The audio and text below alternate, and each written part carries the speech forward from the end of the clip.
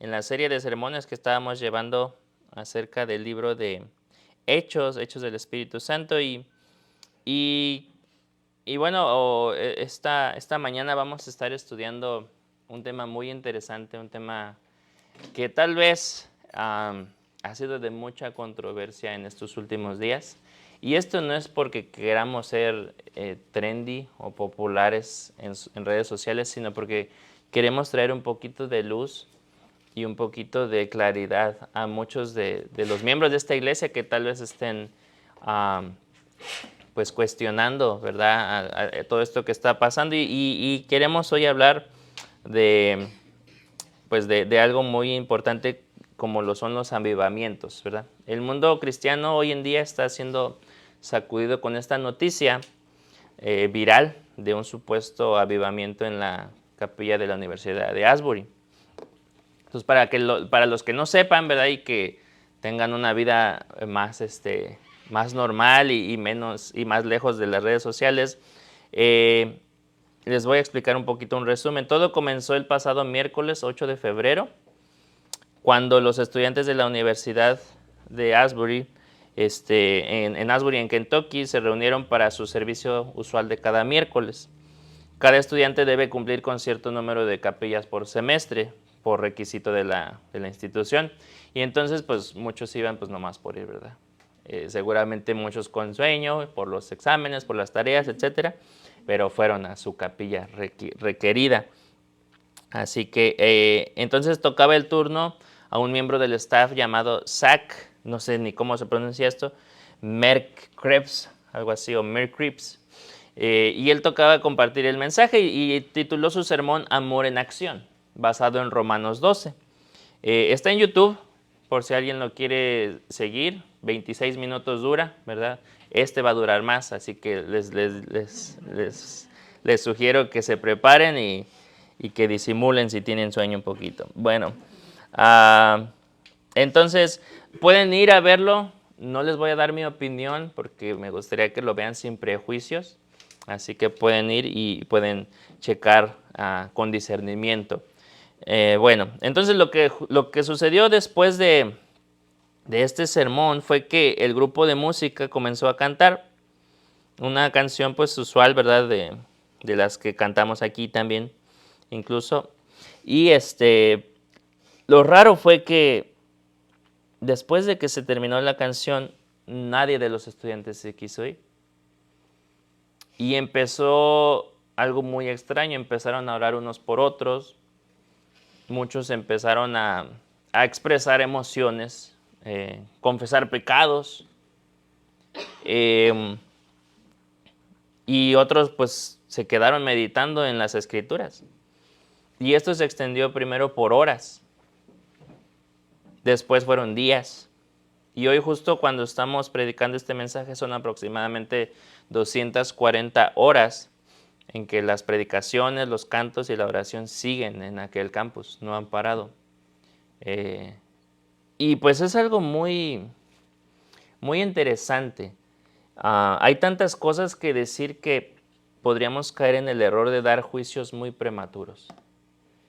En internet vas a encontrar opiniones de todo tipo, hermano, tanto a favor como en contra, los dos con sus argumentos y con su peso, ¿verdad? Y este domingo yo no voy a dar mi opinión personal al respecto, porque mi opinión pues no tiene nada de importancia. He leído bastante y estoy de acuerdo con varias opiniones, pero creo que una de las más sabias y una de los comentarios más, ¿cómo decirlo? Más medidos o más mesurados podría ser el del hermano español predicador Juan Manuel Báez. Él menciona en su video, también está en internet, que básicamente es demasiado pronto para sacar conclusiones. Tristemente, muchos se están yendo al extremo, tanto del lado carismático, ¿verdad? Diciendo que esto ya es una señal de que el Señor va a venir en este año por los avivamientos, etcétera, etcétera. Y del otro lado, los círculos reformados y bautistas están tachando esto de algo hasta satánico. Entonces, hay mucho que comentar, pero el hermano Juan Manuel Báez dice esto es demasiado pronto para sacar conclusiones. Incluso George Whitefield, que fue uno de los predicadores claves durante el gran despertar en este país, respondió cuando le preguntaron, oye, ¿y cuántos fueron los convertidos en tus predicaciones? Él respondió, veremos en 6 meses. George Whitefield, un tremendo predicador del Gran Despertar. Y hablando del Gran Despertar, es conocido como el acontecimiento que despertó el evangelicalismo moderno, que incluso renovó la inquietud misionera en este país y que unificó gran parte del protestantismo norteamericano. Antes de 1720 ya estaban pasando ciertas cositas, ¿verdad?, de lo que sería el Gran Despertar. Sin embargo, los años más importantes de este evento fue entre 1740 y 1742, aunque muchos dicen que se extendió hasta 1760 e incluso muchos afirman que esto fue clave para la futura revolución de independencia en este país. También está muy bien documentado el Gran Despertar. Pueden buscar documentos, libros, videos de este gran acontecer. Y realmente te recomiendo que puedas buscar esa información, porque como te digo, muchos opinan que esta renovación espiritual fue clave incluso para cambios sociales en esta nación. Entonces te recomiendo mucho que vayas a buscar más tarde. Y bueno, hay tantas preguntas, ¿verdad?, que surgen con este tipo de eventos y de acontecimientos. Y lo mismo pasa con Asbury. Muchos dicen, ¿es genuino? ¿Acaso viene de Dios? ¿Hay almas viniendo a Cristo? ¿Se está predicando el Evangelio? Y hay otros que hacen preguntas no tan sabias como, ¿están cantando canciones bíblicas? ¿Están orando como se debe orar? ¿Verdad? Y muchas personas lo tachan de algo que están de acuerdo o no de acuerdo por sus costumbres denominacionales. Todas estas preguntas van a tener respuesta conforme pase el tiempo. Y precisamente hoy, hermano, no vamos a analizar este supuesto avivamiento, pero sí vamos a hablar de uno de los avivamientos más grandes en la historia de la Biblia. No más grande, sino el más grande en la historia de la palabra de Dios, si es que lo midiéramos de acuerdo al impacto en el número de almas arrepentidas. Si lo midiéramos de acuerdo a ese estándar, este sería el mayor avivamiento de la palabra de Dios. Y esta es la historia del profeta Jonás y el avivamiento de Nínive. Seguramente muchos de ustedes ni siquiera tenían en cuenta que este es el mayor avivamiento, ¿verdad? Tal vez nada más se acordaban de Jonás y de la ballena, ¿verdad? Como yo. Porque de niño nos cuentan siempre. Ahora empecemos con la premisa de que, aunque tal vez te cuesta creerlo, hermano, este es un acontecimiento que es registrado en la palabra de Dios como un evento histórico, ¿ok? No es una parábola, no es una fantasía, no es una fábula, es un evento histórico que sucedió. ¿Y cómo lo sabemos? Bueno, el Señor Jesús lo dice en Lucas 11, del 29 al 54. Lo puedes buscar después. Él básicamente, ¿verdad? En resumen te lo doy. Le preguntan, ¿verdad?, por señales, y el Señor empieza a decir, yo no les voy a dar ninguna señal más que la señal de Jonás, y empieza a narrar un poco la historia. Entonces, hoy vamos a estudiar todo el libro de Jonás, así que prepárense. ¿Alguien de aquí no ha escuchado la historia de Jonás alguna vez? Creo que todos más o menos sabemos de qué se trata, ¿verdad? Entonces, no vamos a leer todo el libro, pero sí vamos a dar analizaremos algunas secciones y vamos a leer algunos pasajes claves, porque está interesante. Bueno, capítulo 1 y capítulo 2 empiezan con el Señor dándole un mandato al profeta. No sabemos mucho del trasfondo del profeta, pero sí se mencionan algunas cositas, como por ejemplo, ¿qué dice el versículo 1 del capítulo 1? Si ya lo tienen por ahí. Versículo 1, capítulo 1 de Jonás. Dice, ¿y qué?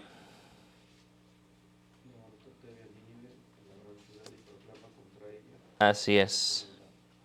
Exactamente. Entonces empieza el Señor directamente con el mandato, ¿verdad? Le dice, la palabra del Señor vino a Jonás, hijo de Amitai. ¿Quién era Amitai? Hay pocos registros de él, pero se dice que venía de la tribu de Zabulón. Y pues no era alguien muy popular, pero siempre se menciona, ¿verdad? Jonás, hijo de Amitai. Levántate y ve a Nínive. Muévete, Jonás, ¿verdad? Ve a Nínive, proclama a la gran ciudad y proclama contra ella, porque su maldad ha subido hasta mí. Ahora, Jonás era un judío, como vimos, hijo de Amitai. Fue profeta durante el reinado de Jeroboam II, quien reinó entre 820 a.C. y 779. Entonces Dios le dice, Jonás, levántate y ve a Nínive, la gran ciudad. La maldad de Nínive, para que la Biblia hablara de esta forma de la maldad de Nínive, era una inmoralidad muy fuerte. Había colmado la paciencia de Dios y no era para menos porque según muchos registros de guerra, se dice que los ninivitas eran una nación tan cruel que no solo conquistaban a los países o a los territorios de los alrededores, sino que cometían actos atroces y muy crueles contra ellos, desde despellejarlos vivos a sus enemigos, hasta empalamientos e incluso violaciones de niños y mujeres. Eran un pueblo muy salvaje y muy inmoral. Muchos los comparan con Sodoma y Gomorra incluso. Y obviamente muchos judíos que vivían en esa época, en el reino de Asiria, habían sido víctimas, o sus familiares o sus conocidos, de este pueblo tan desalmado. Y por eso la reacción del profeta es al principio negativa. O sea, imagínate tú que alguien hace un daño muy grande contra tu familia. Matan a alguien de tu familia, lo torturan, lo desaparecen, lo secuestran. Y el Señor te dice, oye, quiero que vayas, comas con estas personas y les prediques el Evangelio. No, pues lo dudarías un poco, ¿verdad? Lo dudarías. Si a veces por no saludarnos, ni siquiera no nos hablamos por meses. Entonces, pues algo tan fuerte sí requería un poco de valor. Porque, como te digo, el Señor estaba enviando a Jonás para dar la oportunidad a sus enemigos de encontrar perdón y arrepentimiento. Y ese es un versículo que no vas a encontrar en una taza o difícilmente vas a encontrar en una playera. Usualmente vas a encontrar logos y playeras con las 5 solas o Filipenses 4:13 o Jeremías, ¿verdad? Pero yo hasta el día de hoy no he visto ni una sola mercancía cristiana que diga, ama a tus enemigos. Porque es muy difícil, es casi imposible. Porque a veces pensamos que, bueno, no me quiero adelantar. En lugar de cumplir, ¿verdad? Regresamos al texto. En lugar de cumplir con la asignación de predicar al pueblo de Nínive, ¿qué es lo que hace Jonás? Decide huir de ella, ¿verdad? Ahora, el puerto de Jope, ¿dónde estaba? Bueno, estaba en la esquinita del mar Mediterráneo. Y dice que Jonás consiguió un pasaje en un barco que se dirigía a Tarsis. Ahora, Tarsis está del lado de España. Entonces, si estás viendo el mapa hacia mí, España está de este lado. Está aproximadamente a unas 2,000 millas desde Jope. Y Nínive está de este lado, a unas 1,000 millas más o menos. Entonces Dios le dice, Jonás, ve para acá, unas 1,000 millas.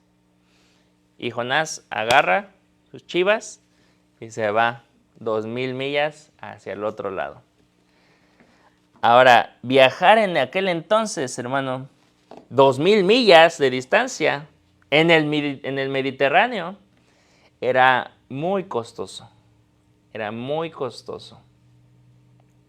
¿Y sabes qué? El texto no lo dice, pero sabemos que el Señor siempre nos bendice y nos provee con un propósito.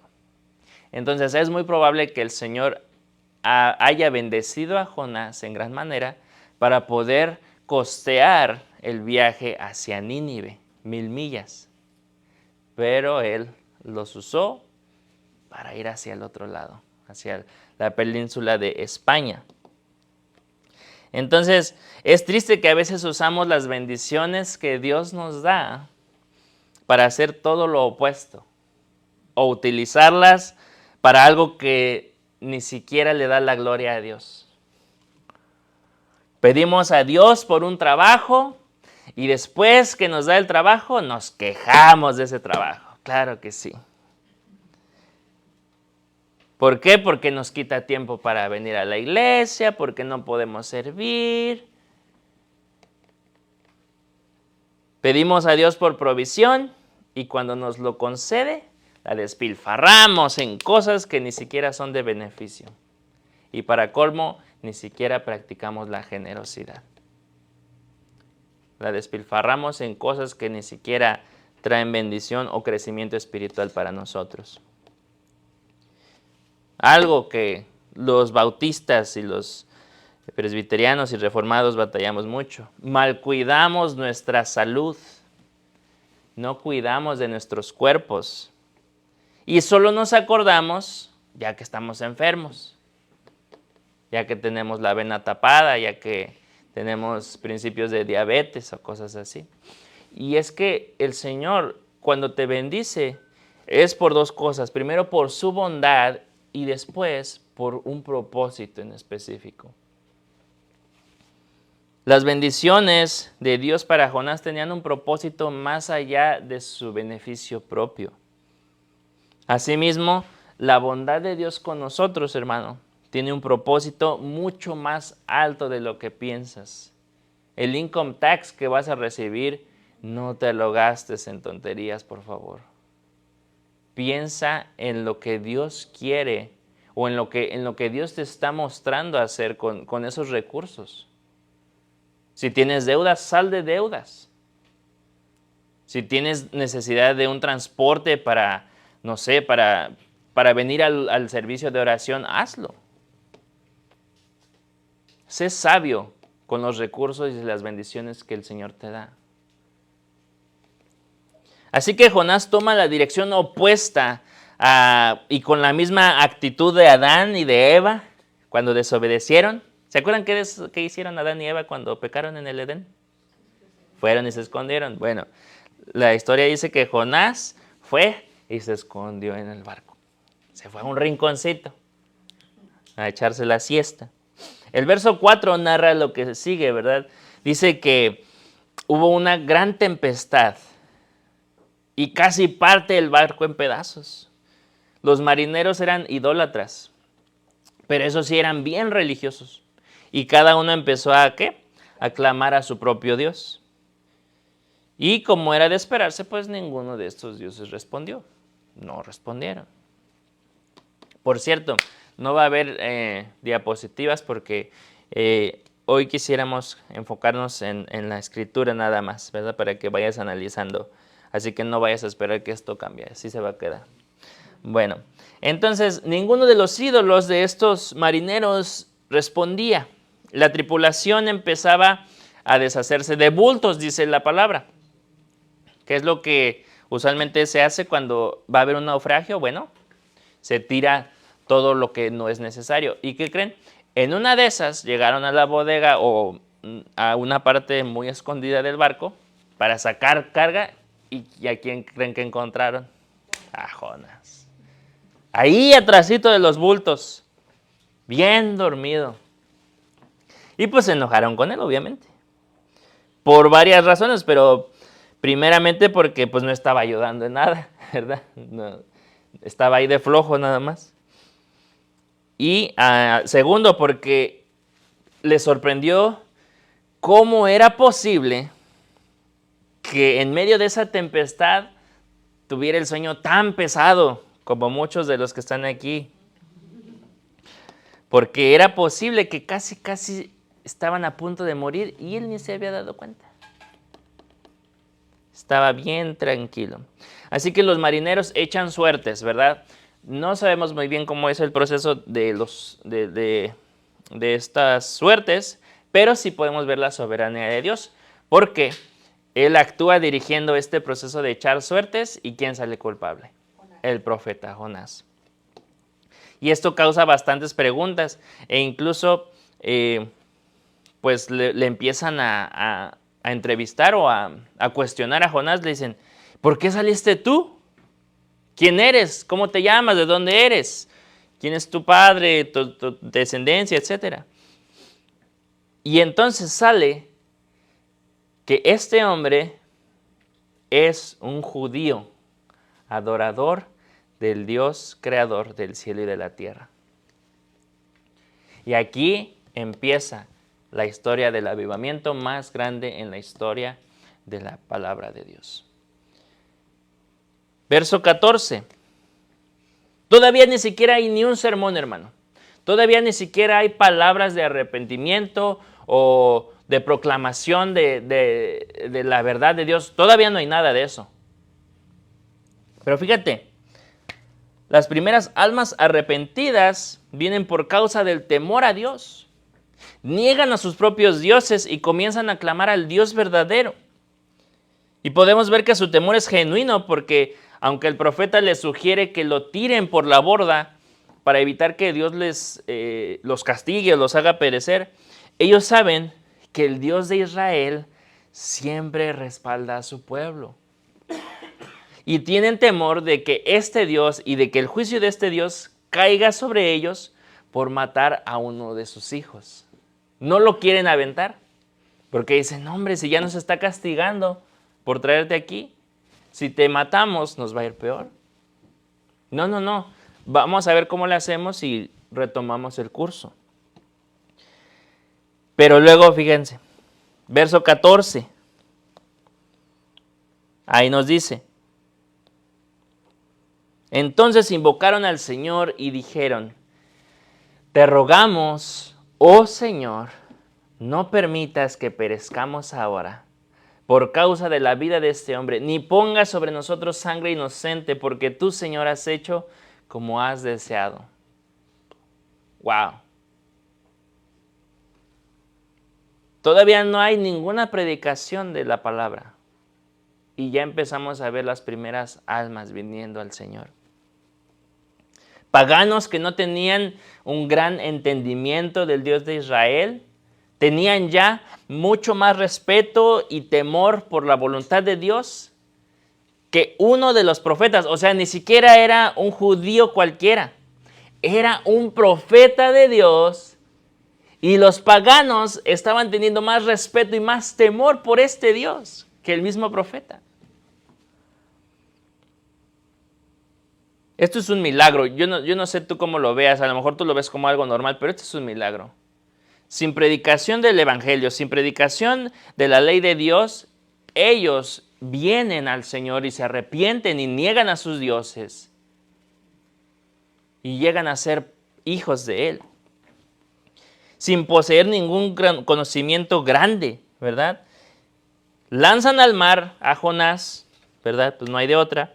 La tormenta cesa, o sea, termina. Y las primeras almas muestran frutos de salvación, hermano.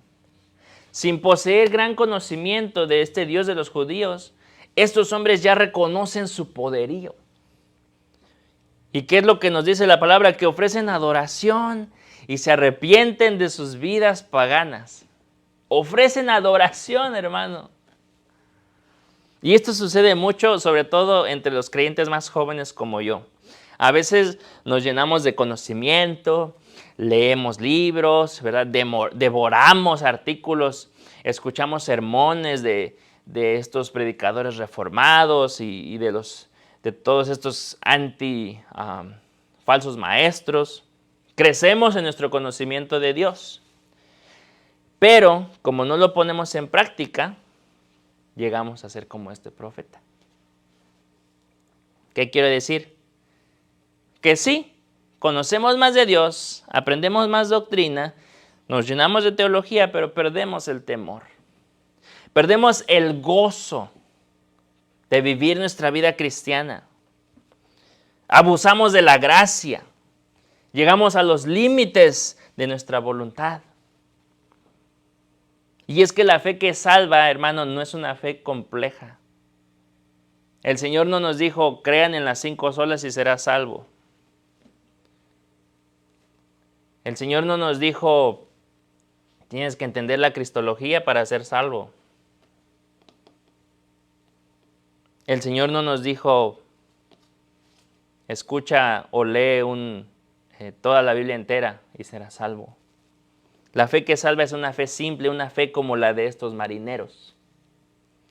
Se dieron cuenta de que Dios era real y que era mucho más poderoso que sus ídolos en este momento. Y reconocieron su poder en ese mismo momento y se arrepintieron. Y la historia nos dice en el verso 16, ve, chécalo conmigo, que estos hombres, ¿qué? Creyeron y adoraron a Dios sin necesidad de un sermón expositivo de 15 puntos como este. Sin necesidad. Y lo más triste es que seguramente después de este sermón muchos de nosotros vamos a seguir con nuestras vidas iguales. Jonás empieza a clamar en el capítulo 2. Y no te voy a hacer leerlo porque ya vi que no traes muchas ganas. Entonces, capítulo 2, básicamente el milagro sucede, ¿verdad? Y el Señor muestra el control que Él tiene sobre todo y envía a muchos le dicen, a una tumba móvil. Un gran pez, que obviamente sabemos no era una ballena. No era una ballena. Si piensas que era una ballena, no era una ballena. Era otra especie de pez. Muchos dicen que era un tiburón blanco, etcétera, etcétera. No sabemos muy bien, pero lo importante es que de alguna forma milagrosa el Señor hace que este pez no mastique a Jonás, sino que se lo trague para protegerlo. Dentro de este pez sucede todo lo descrito en el capítulo 2 y en resumen aquí te digo que podemos encontrar oraciones y frases muy similares a las que tú y yo oramos cuando nos damos cuenta de que la regamos y pedimos perdón a Dios por haber fallado. Muchas de las frases que tú le dices al Señor cuando fallas y vienes arrepentido, las vas a encontrar aquí.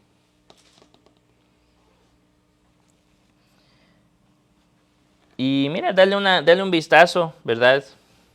En general, como dice algunas frases como, tú escuchaste mi voz, pedí auxilio, Señor, gracias, ¿verdad? Porque me protegiste de mis malas decisiones, he sido expulsado delante de tus ojos, sin embargo volveré a mirar a tu santo templo. Y si te fijas, hay palabras muy bonitas, muy nice que podíamos orar aquí entre canciones, pero falta algo. En ningún momento Jonás le pide perdón a Dios. Jamás le pide perdón. Sí le dice, gracias Señor por cuidarme, ¿verdad? Gracias porque mandaste este pez y todo esto. Aunque había angustia y había desesperación en Jonás, obviamente, pues no sabía cómo iba a salir. Pero no hay arrepentimiento, hermano. No hay arrepentimiento después de haber sido salvado de una tormenta, después de haber sido protegido por Dios en este gran pez. No hay arrepentimiento. ¿Él anhela con toda su alma ir al Señor? No. Ir al santo templo y ofrecer sacrificio para que los sacerdotes pues intercedan por él, hagan oración, ¿verdad? Ya el típico ritual. Es como un típico religioso que siente la culpa de que falló y enseguida ¿qué quiere hacer? Compensar sus malas acciones con actos religiosos, claro que sí. El típico religioso la riega el sábado y el domingo va a confesarse. Entre semana, ¿verdad? Hacer desastre y medio y el domingo, el domingo voy a ir a pedirle perdón a Dios. Esta es la actitud que Jonás tenía con el Señor. Señor, quiero ir a tu santo templo para hacer ritos. La culpa es tan grande, pero no hay arrepentimiento. Y aquí debemos señalar esto, hermano, y esto es un poco pesado, así que te voy a pedir que pongas mucha atención en esto. No toda tristeza es tristeza que es según Dios, y esto lo podemos ver en 2 Corintios 7:10. Búscalo si quieres, 2 Corintios 7:10. Muchas veces los que son culpables de algún crimen lloran y se lamentan y se les parte el corazón, ¿verdad? Y sufren y ya saben, ¿verdad? Vienen y se ve como que están bien arrepentidos, pero no están arrepentidos de su pecado. Podemos ver el ejemplo claro, por ejemplo, de Judas Iscariote. Él estaba triste, él estaba deprimido, él tenía tristeza, pero ¿qué es lo que hizo?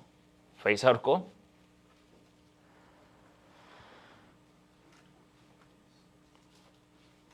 Pero no se arrepintió ni volvió a Cristo para pedirle perdón.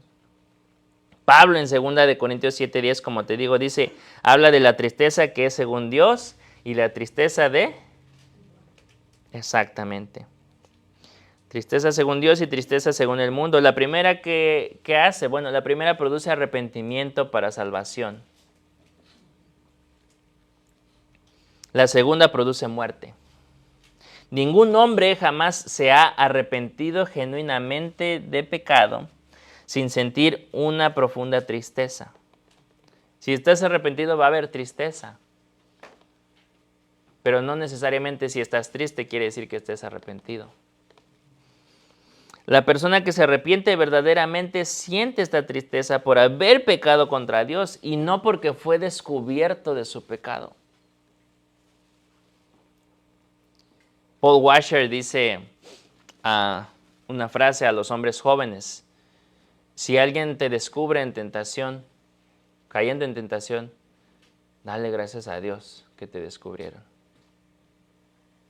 Habría sido peor que no te descubrieran y que siguieras en tu pecado. Ahora vamos a ver algunas características de un arrepentimiento genuino. Un arrepentimiento genuino, según varios principios y varias conclusiones de teologías sistemáticas, ¿verdad? Y aquí encontré un compendio de esto, es la doctrina del arrepentimiento. Y les voy a dar 5 características de un arrepentimiento genuino. Número 1, en un arrepentimiento genuino hay convicción. Esto es lo que vimos en Hechos 2, por ejemplo, hace algunas semanas, en Pentecostés. También es algo que vamos a ver en Hechos 16 en algunos meses con el carcelero de Filipos. Hay convicción de pecado.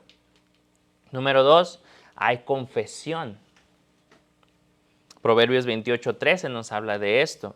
Santiago 5:16 e incluso 1 de Juan 1:9. Si confesamos nuestros pecados, Él es fiel y justo para limpiarnos y librarnos de toda maldad. Entonces, número 1, hay convicción. Número 2, hay confesión. Número 3, se deja el pecado. Se deja esta actitud pecaminosa. Número 4, hay restitución. Y un ejemplo claro lo podemos ver en Lucas 19:8-9. Cuando Zaqueo viene a los pies de Jesús y dice: Señor, es cierto, he robado, soy un ladrón, soy un corrupto. Hay convicción de pecado, hay confesión de pecado, se deja el pecado y hay restitución. Porque dice: al que le robé, Señor, le voy a restituir hasta 4 veces. Y voy a dar todo para ayudar a los pobres. Hay restitución, hay un deseo de reparar el daño, aunque a veces ya no se pueda.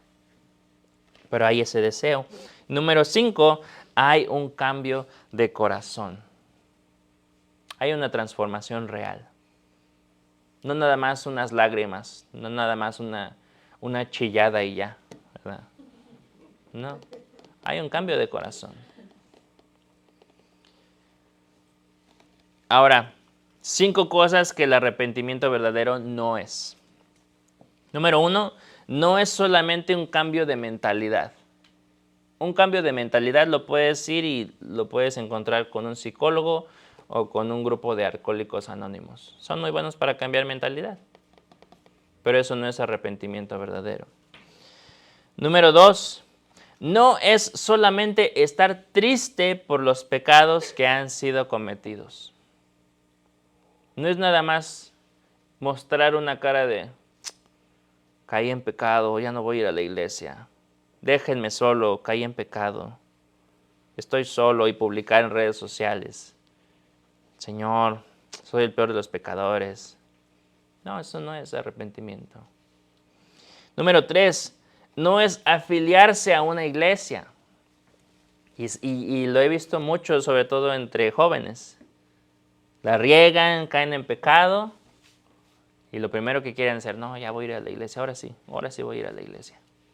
Hasta me voy a bautizar. Pero ya te bautizaste 2 veces, otra vez me voy a bautizar.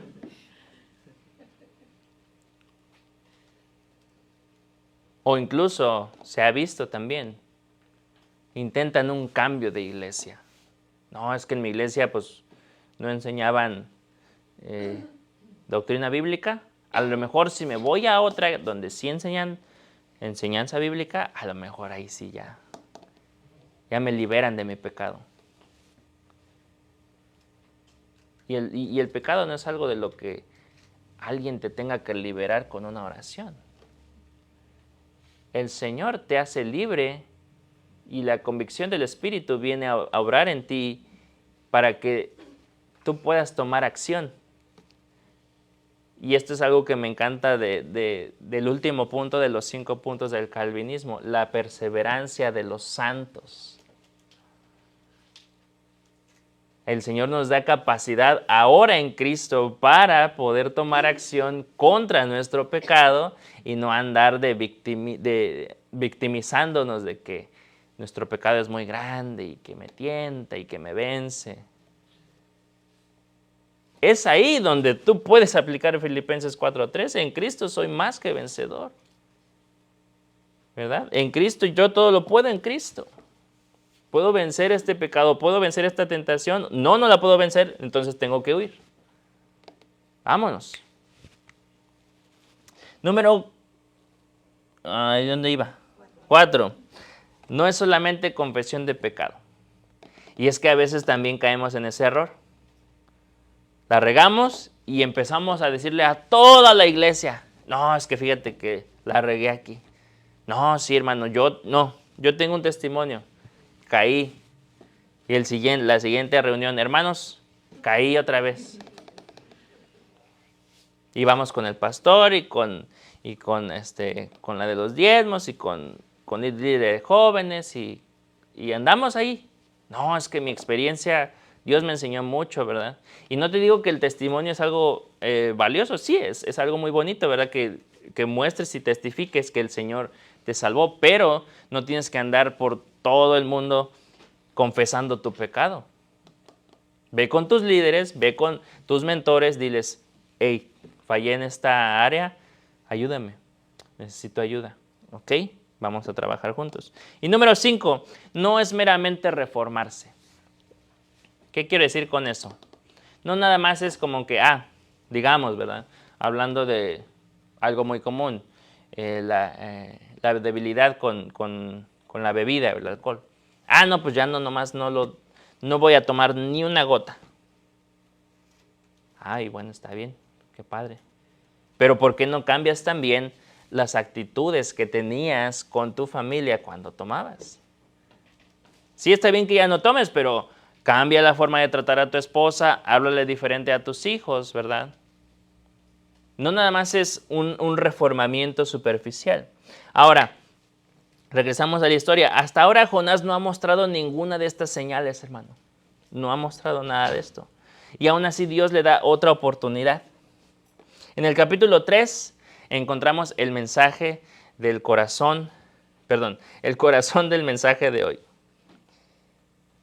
Y ahora sí ya voy a empezar el sermón. Esto fue la introducción. No te creas. Este es el núcleo. Porque en el capítulo 3 la palabra nos dice, vamos al capítulo 3, ya ves, ya llevamos la mitad del libro. En el capítulo 3 el Señor nos dice, la palabra de Dios vino por segunda vez a Jonás. Segunda oportunidad otra vez. Wow, qué Dios tan misericordioso. Jonás, otra vez, levántate, ve a Nínive, la gran ciudad. ¿Ves que repite lo mismo del versículo 1? Ve a Nínive, la gran ciudad, y proclama en ella el mensaje que yo te diré. No tus palabras, Jonás, no tu sabiduría, sino el mensaje que yo te diré. Y entonces Jonás finalmente se levantó, fue a Nínive conforme a la palabra del Señor. Nínive era una ciudad muy grande, de un recorrido de ¿cuántos días? 3 días, así es. 3 días tardabas en recorrer caminando Nínive.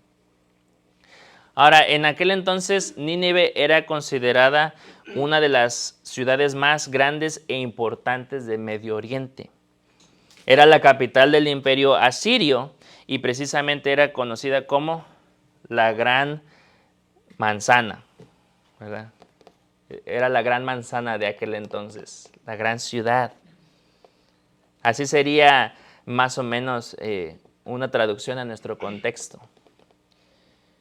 Una ciudad llena de inmoralidad, de injusticia, de crueldad, de libertinaje, de conflictos sociales.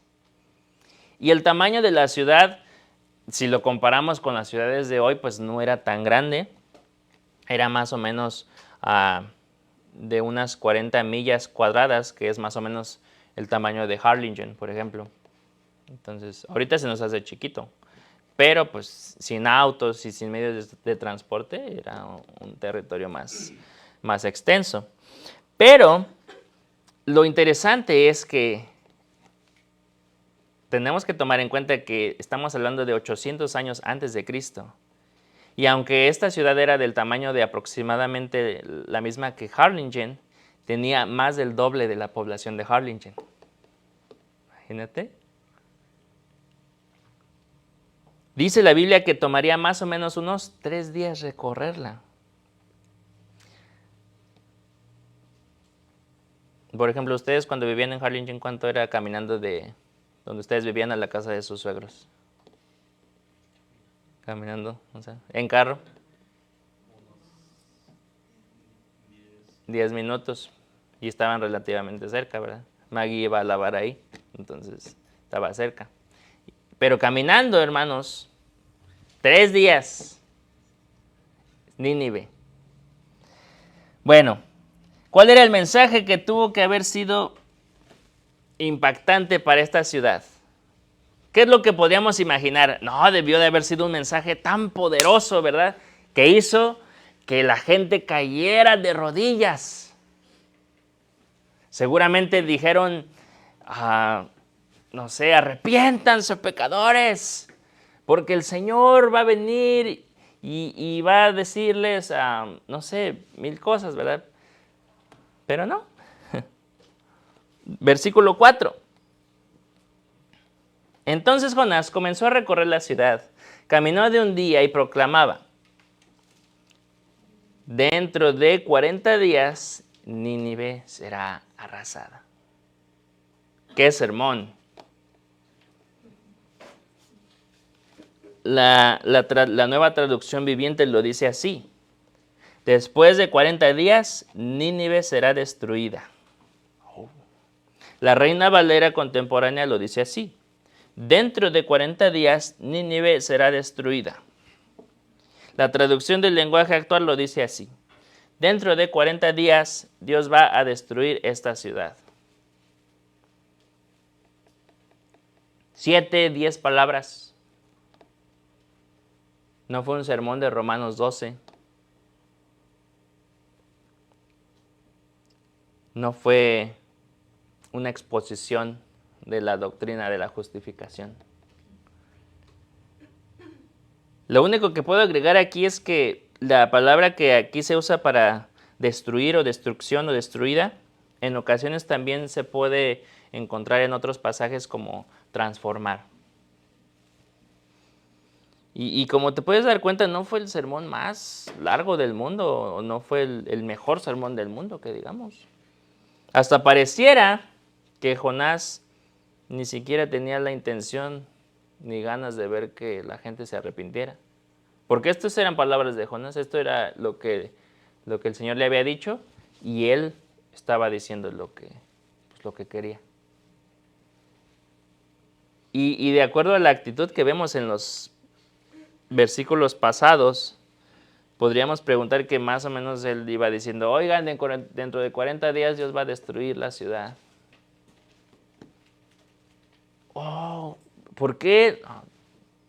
Dentro de 40 días Dios va a destruir la ciudad. Como que hasta sin ganas. Como que ni explicaciones da.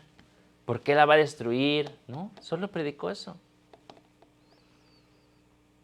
Uno pensaría que se necesitan sermones como aquellos del Gran Despertar.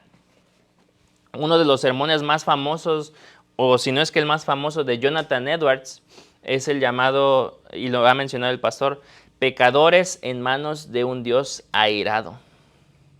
Fue predicado el 8 de julio de 1741, tan importante es que hasta la fecha está escrita. Y si no lo has escuchado, hermano, de verdad te digo, no puedes irte con el Señor sin escucharlo o leerlo por lo menos una vez en tu vida.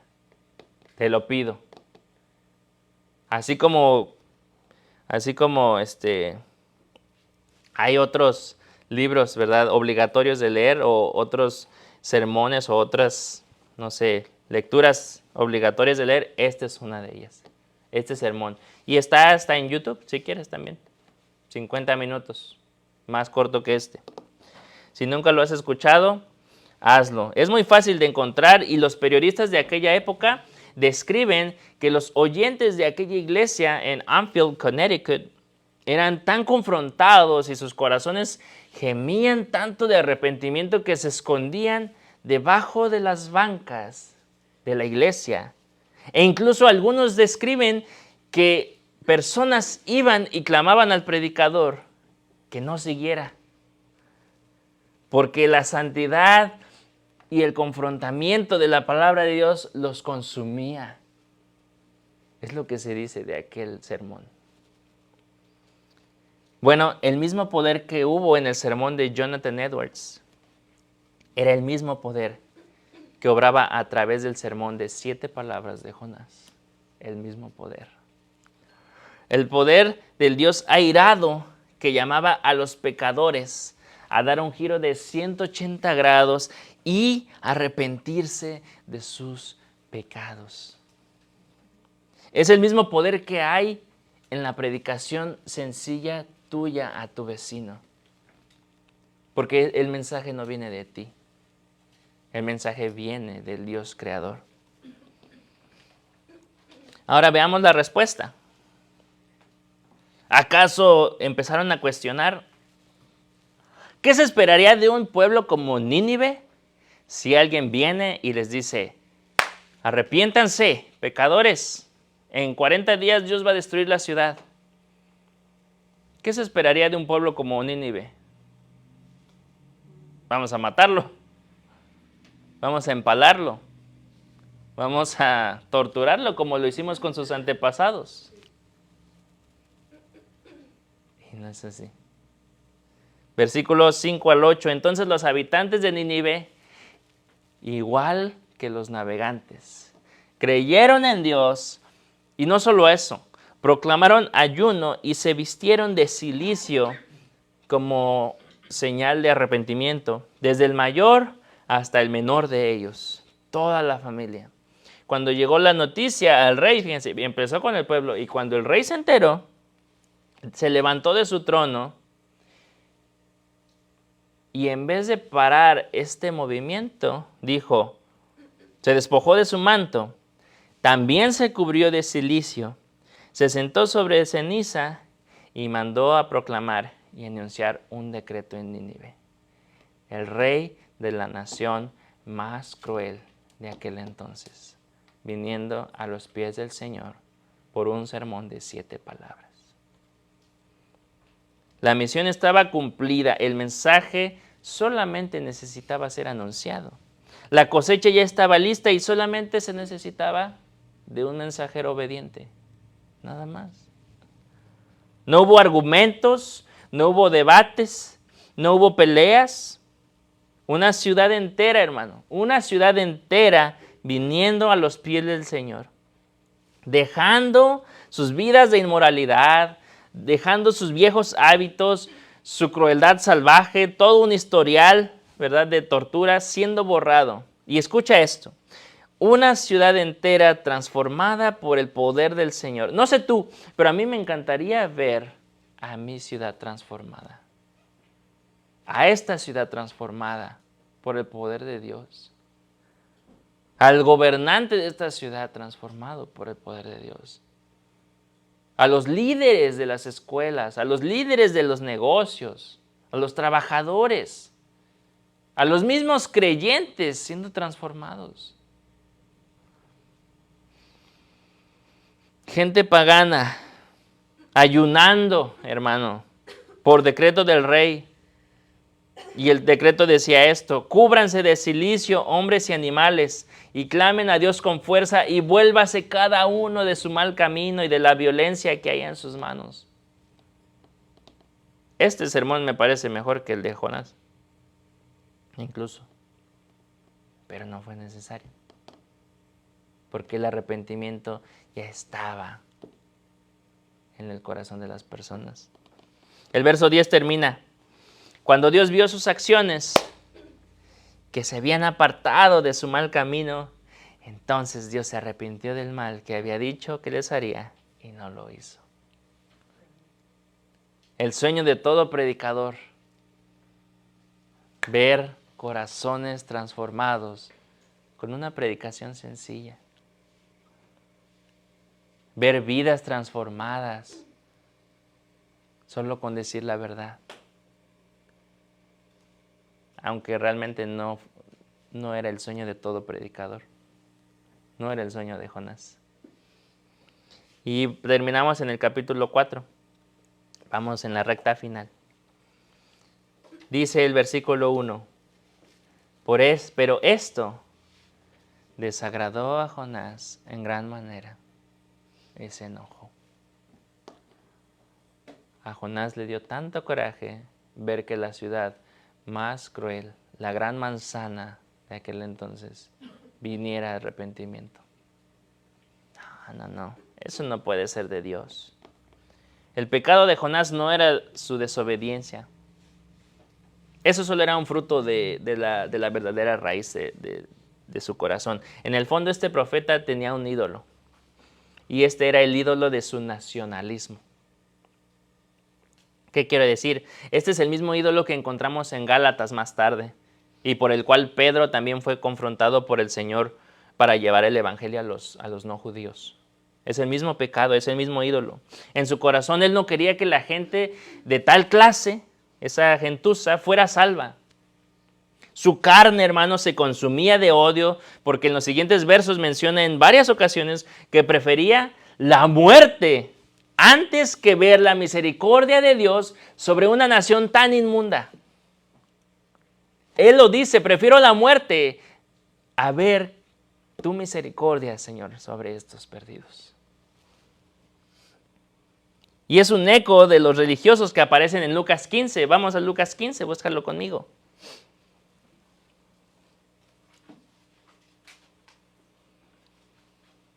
Lucas 15, del 1 al 2.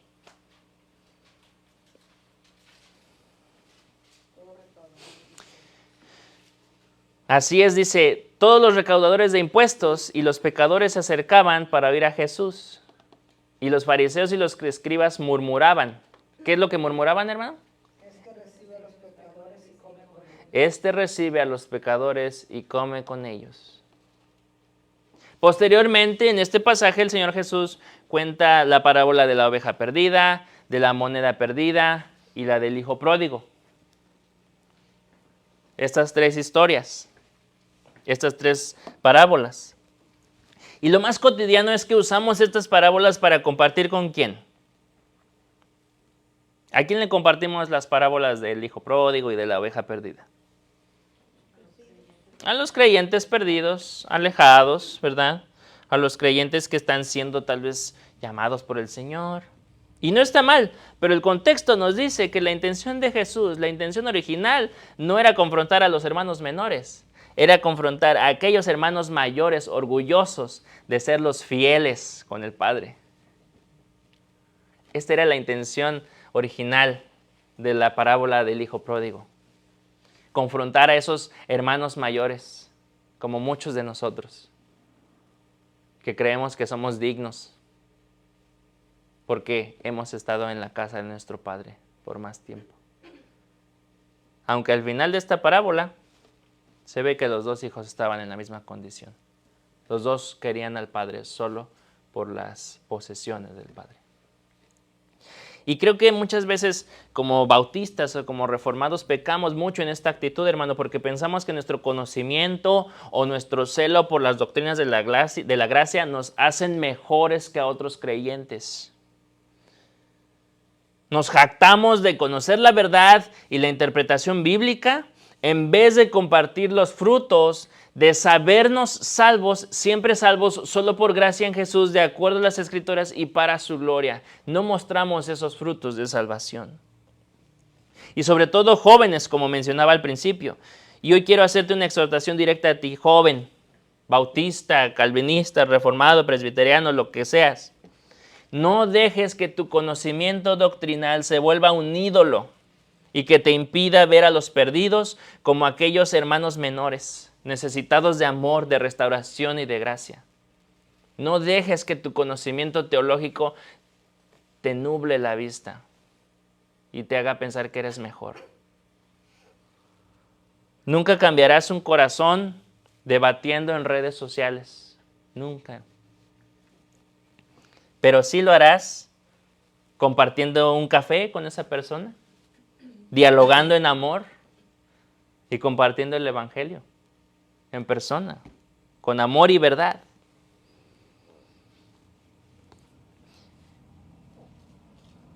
En los versículos del 1 al 5, el capítulo final termina así, Jonás reclamando, incluso citando descaradamente las palabras de Moisés.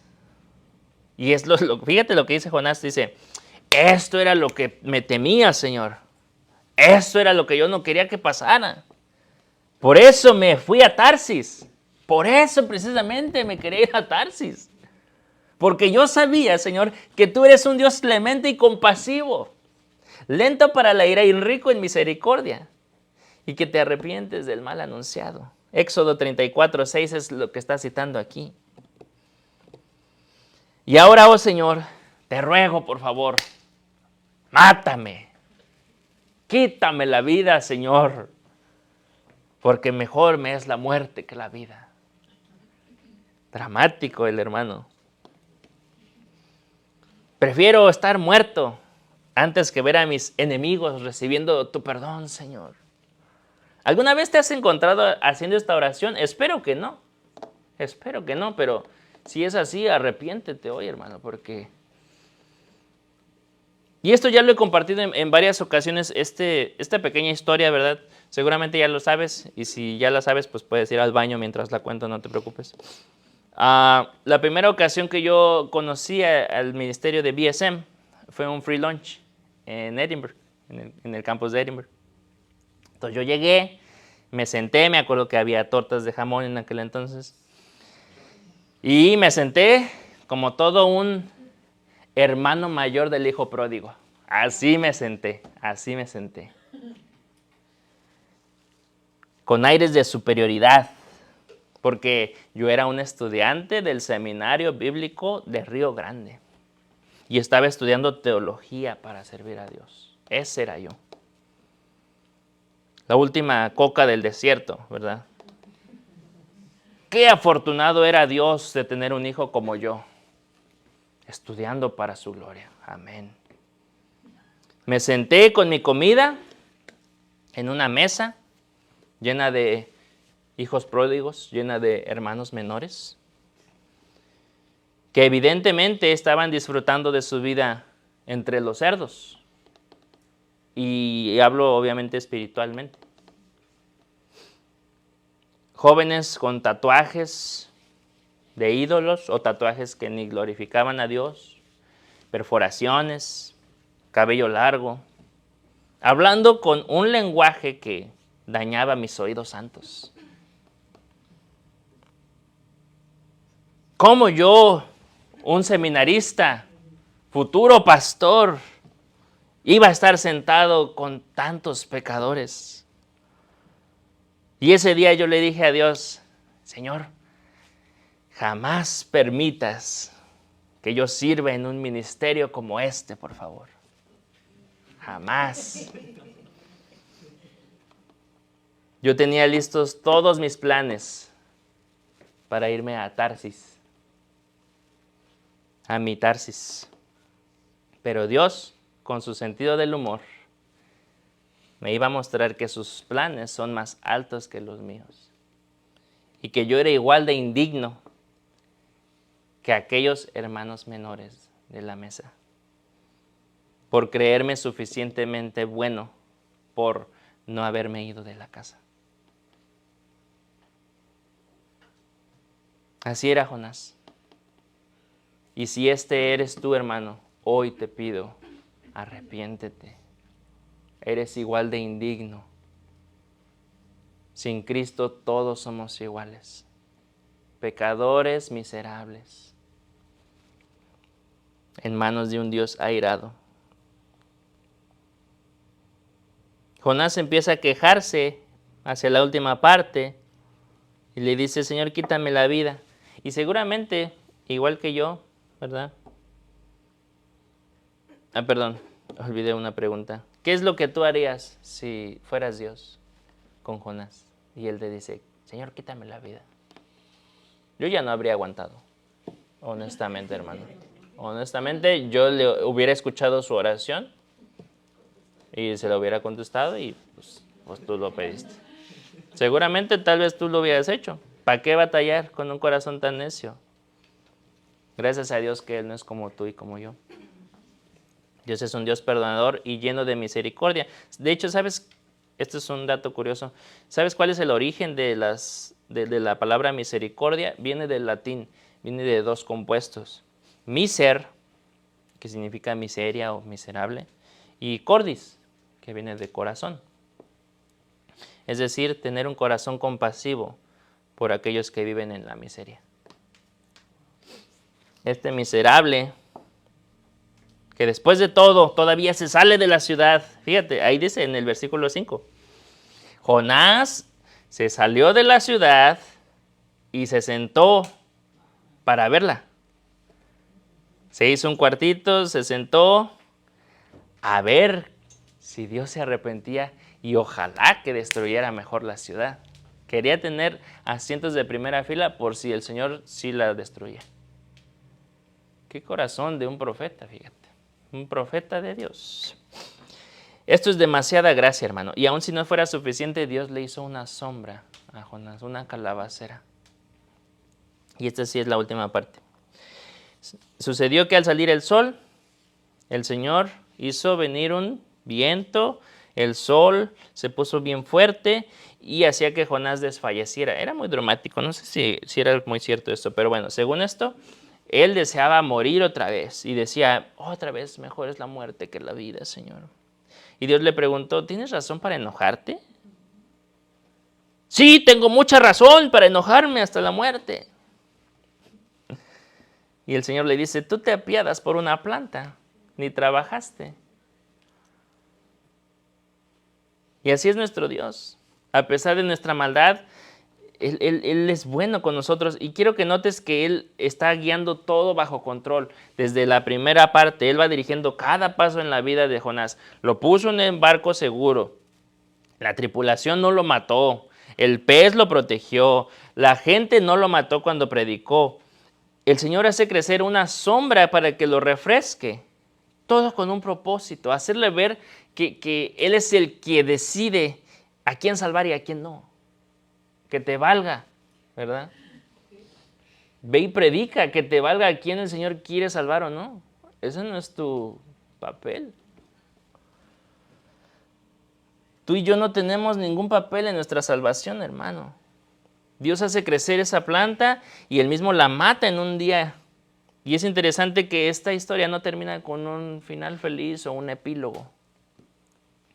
Dios termina teniendo la última palabra, el último versículo. ¿No he de apiadarme yo de Nínive, la gran manzana, la gran ciudad, en la que hay más de 120,000 personas que no saben distinguir entre su derecha y su izquierda? Y hasta a sus animales voy a tener misericordia, fíjate. Ahora, algo interesante de aquí, algunas interpretaciones dicen que el Señor está refiriéndose a la población infantil de esta ciudad, que no sabían distinguir sus manitas, ¿verdad? Esto solamente haría que la población fuera mucho más grande, ¿verdad? Si solamente se habla de los niños. Otros dicen que se está hablando de personas tan perdidas, tan metidas en su pecado, que ni siquiera podían distinguir entre lo bueno y lo malo. Sea cual sea la interpretación que quieras tomar, esta es la conclusión. No hay una definición bíblica, hermano, o técnica de lo que es un avivamiento. Ni siquiera aparece esta palabra en las Escrituras. Pero Dios sí nos demuestra que Él puede y quiere producir un avivamiento en los corazones de sus hijos. Podemos pasarnos semanas o meses enteros discutiendo si lo que está pasando en Asbury es de Dios o no. Solo el tiempo lo dirá. Pero lo que sí te digo, hermano, es que el mensaje que fue encomendado a Jonás es el mismo. El Dios que envió a Jonás es el mismo. El poder que tiene la palabra de Dios es el mismo. Y el Espíritu Santo sigue convenciendo al mundo para llamarlo al arrepentimiento. No tengo idea lo que va a pasar en esta nación, pero quiero animarte con todo mi corazón, hermano, a que salgas de tu calabacera, a que dejes tu comodidad en tu calabacita y vayas, destruyas cualquier ídolo que te impida compartir el mensaje del Evangelio y prediques con tu corazón. No necesitas hacer un sermón de media hora. De hecho, Paul Washer tiene un video muy bueno de cómo compartir el Evangelio en 3 minutos. Recomendado. Arrepiéntanse y dejen sus caminos de pecado. Es todo lo que necesitas. El Señor quiere tener una relación personal con cada uno de nosotros. Deja que te limpie, deja que te transforme. Y si el Señor pudo hacer que más de 120,000 personas se arrepintieran en un solo día, yo confío en que Él puede transformar esta ciudad con su Evangelio. Y te invita a que tú formes parte de esto. Es un privilegio. No lo desperdicies. Vamos a orar. Dios,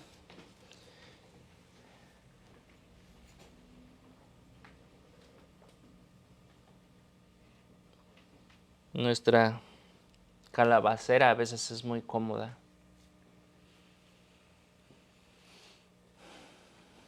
Ser hermanos mayores no es más digno que ser hijos pródigos. Y perdóname, Señor, porque en muchas ocasiones, muchas veces, he humillado a personas por creerme más valioso, más sabio, más adoctrinado. Señor, sabemos y entendemos que un avivamiento viene de ti y no de nosotros. Viene de ti, Señor, pero tú nos invitas a participar contigo, aunque no nos necesitas. Si pudiste transformar una ciudad con una predicación de 7 palabras, creemos que tú puedes hacer cosas mayores para que la gente venga a tus pies. Padre, perdóname si... más bien, perdóname porque te he fallado y me he callado muchas veces que he podido compartir. Y te pido, Señor, que así perdones a mis hermanos que por cualquier razón no comparten su fe, no predican el Evangelio. Ayúdanos a no ser Jonases, no buscar planes para ir a nuestro Tarsis, sino aprovechar esas bendiciones para ir a nuestro Nínive y compartir. Señor, que no quede nada de mí en los oídos de mis hermanos, sino tu palabra, solo tu palabra. Transforma nuestros corazones y úsanos. Para ti vivimos. En tu nombre oramos, Señor Jesús.